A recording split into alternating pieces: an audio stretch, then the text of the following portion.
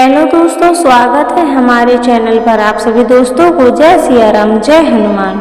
शकुनी एक कुटिल मामा के रूप में महाभारत की कथा में प्रचलित है।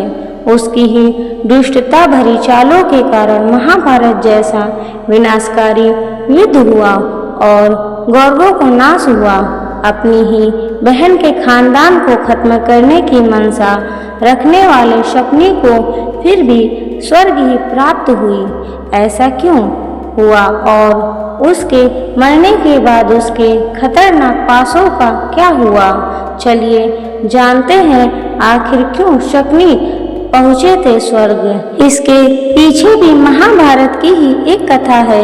दरअसल शकुनी ने कभी अपने स्वार्थ के लिए कोई पाप नहीं किया था। वह सिर्फ अपने परिवार के खिलाफ हुए अपराधों का बदला ले रहे थे। शकुनी इतने पाप किए थे, लेकिन सब उसने अपने परिवार का बदला लेने के लिए किया। उसने अपने समस्त परिवार को अपने सामने भूख से दम तोड़ते देखा था और उनकी मौत का न्याय करने के लिए उसने इतने पाप किए, इसीलिए उसे स्वर्ग मिला।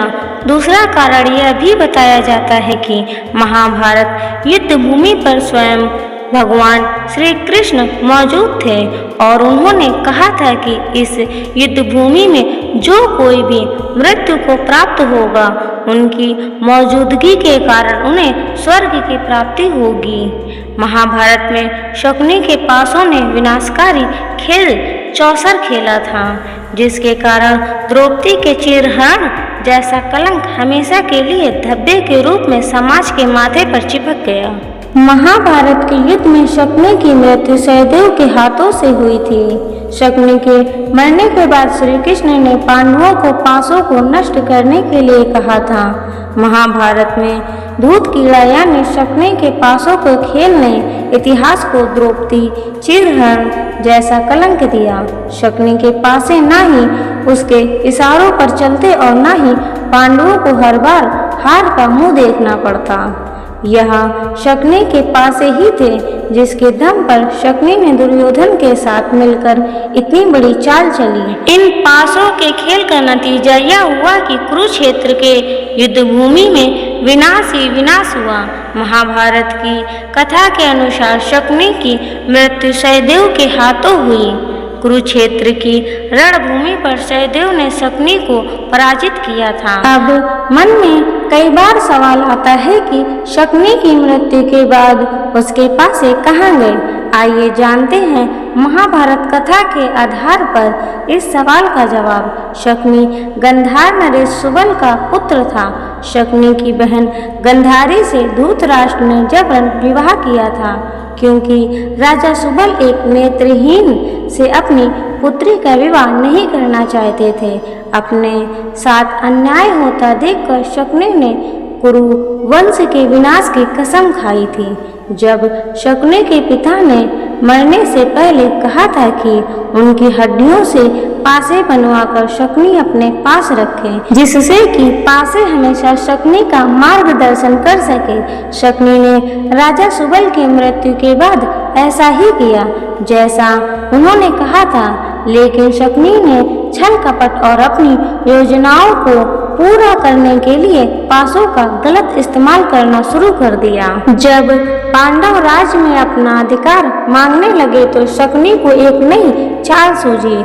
उसने दुर्योधन को धूत कीड़ा यानी चौसर का खेल खेलने का सुझाव दिया। शुरुआत में दुर्योधन को शकुनी के इस खेल पर शंका थी, लेकिन शकुनी ने दुर्योधन को विश्वास दिलाया कि उसके पासे उसके इशारों पर चलते हैं, इसीलिए उन्हें चौसर के खेल में जीत ही मिलेगी। शकुनी और दुर्योधन ने बड़ी चतुराई के साथ पांडवों को अपने जाल में फंसाकर एक के बाद एक सभी चीजें दांव पर लगवा दी। शकुनी ने ही दुर्योधन को सुझाव दिया कि वह युधिष्ठिर को द्रौपदी को दांव पर लगाने के लिए कहें। कुरुक्षेत्र की रणभूमि पर शकुनी ने दुर्योधन का खूब साथ दिया, लेकिन जिस तरह छल कपट से भरे मनुष्य को उसके किए की सजा मिलती है, उसी तरह शकुनी का अंत भी होना ही था। शकुनी ग्रह नक्षत्रों का ज्ञानी था। इसीलिए उसे लगता था कि वो ग्रह नक्षत्र की आड़ लेकर हर बार अन्याय करेगा और उसका कुछ भी नहीं बिगाड़ सकेगा। जब महाभारत का युद्ध हुआ तो शकुनी का सामना नकुल और सहदेव से हुआ। कुरुक्षेत्र के इस युद्ध में शकुनी समेत उसके तीनों पुत्र नकुल और सहदेव से लड़ते हुए मारे गए। सहदेव ने युद्ध के 18वें दिन शकुनी का सिर काटकर उसका वध कर दिया। शकुनी की मृत्यु के बाद दुर्योधन अपने प्राण बचाकर युद्ध भूमि से भाग निकला। श्री कृष्ण जानते थे कि शकुनी के पासे कितने खतरनाक हैं। शकुनी के पासे समाज के पतन का कारण बन सकते हैं। इसीलिए श्री कृष्ण ने पांडवों को शकुनी के पासों को नष्ट करने के लिए कहा। भीम इस पासों को नष्ट करना चाहता था, लेकिन अर्जुन ने इसकी जिम्मेदारी अपने सर पर ले ली। अर्जुन ने श्री कृष्ण की आधी अधूरी बात सुनी और पासों को लेकर इसे नष्ट करने चले गए। अर्जुन ने जल्दबाजी में इन पासों को नष्ट करने के उद्देश्य से इन्हें नदी में फेंक दिया। उन्हें लगा कि पासों को अधिक समय तक अपने पास रखने से कहीं उनके अंदर भी छल कपट न आ जाए, इसीलिए उन्होंने पासों को तेजी के साथ नदी में फेंक दिया। अर्जुन शकुनी के पासों को नदी में फेंककर जब हस्तिनापुर लौटे तो उन्होंने श्री कृष्ण को पासों को नदी में फेंकने की बात कही। अर्जुन की बात सुनकर श्री कृष्ण ने कहा, हे पार्थ, तुमने बहुत बड़ी भूल कर दी है। शकुनी के पासे मायावी थे, उन्हें केवल नदी में फेंककर नष्ट नहीं किया जा सकता था। ये पासे अगर किसी मनुष्य के हाथ लग गए तो फिर से समाज का पतन शुरू हो जाएगा।